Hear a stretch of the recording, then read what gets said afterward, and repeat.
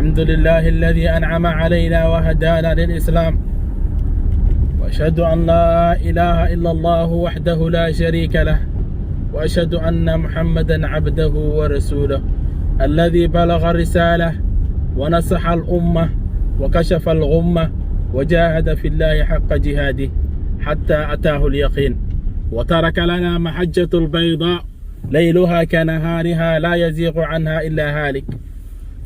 إخوة الكرام، أوصيكم ونفسي بتقوى الله تعالى، حيث قال الله تعالى في محكمه تنزيل وهو أصدق القائلين: يا أيها الذين آمنوا اتقوا الله وقولوا قولا سديدا يصلح لكم أعمالكم ويغفر لكم ذنوبكم ومن يطع الله ورسوله فقد فاز فوزا عظيما. waxaynu ka hadlaynaa maanta beenta waxa ay tahay iyo waxyaabaha beenta ee qofka u horseedi karto iyo dhibaatooyinka ay leedahay, ayadoo rasuulkeena sallallahu alayhi wasallam oo meelo badan noogu tilmaamay dhibaatada leedahay, ilaahayna aayado qur'aan cad oo inoogu sheegay. hadal oo dhan waxa ka wanaagsan oo ugu qiimo badan kan qofku wax fahansiinay ugu yar. af Soomaali hadda ku soo koobno, beentu waa xaaraan, waxayna kugu hagaajisaa naar meel xun ay ku jiidaa. beentu waa xaaraan, waana wax xun ee qofka ku hogaamisa. beentu waa wax xun, qofka inuu ka fogaado ay u baahan tahay mar walba, inuu qofka ka dheeraado loo baahan yahay mar walba. marka waxyaabaha beenta ku saabsan oo dhan in laga fogaado, inuu qofka bini'aadanka ka dheeraado beenta, inuu iska ilaaliyo waxyaabaha beenta ah oo wax loo baahan yahay.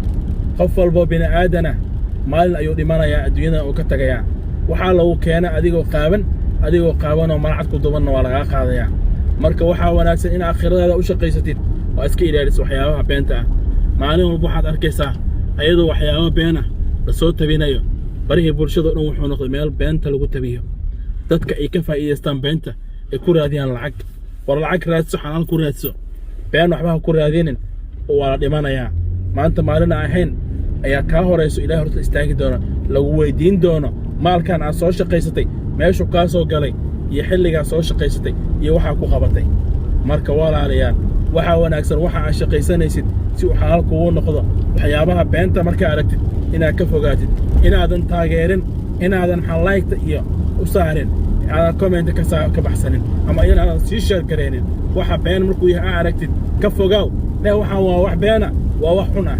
haddana waxaa ku batay barihii bulshadii in la taageero dadka beenta iyo waxyaabaha fiqsiga wado. war ilaahay aan ka baqno, war adduunyada waa laga tagayaa. waxyaabaha beenta iyo waxyaabaha xun ee la faafinaya mar walba ha la iska joojiyo, ha la iska raafo. adduunyada maalin walba ilaahay wuxuu inoo keenay inaan maalin walba ilaahay caabudno, ilaahayna ka cabsano, waxyaabaha xun aan ka dheeraano. bal ina dhegaysta aayaddan qur-aanka waxay ka leedahay beenta. فمن أظلم ممن كذب على الله وكذب بالصدق إذ جاءه أليس في جهنم مثوى للكافرين والذي جاء بالصدق وصدق به أولئك هم المتقون. ولا عليال waxaa wanaagsan mar walba inaa ilaahay hadalkiisa ee rasuulkeena sallallahu alayhi wasallam waxayna fareen aan qaadano, mar walba aan ka dheeraano waxyaabaha xun. waa anigoo Axmed ah, kaana daawanaysa Axmed Soomaali official. mar walba waxaan isku dardaarmaynaa wanaagga iyo alla ka cabsiga in laga fogaado waxyaabaha xun. wassalaamu calaykum waraxmatullaahi wabarakaatuh.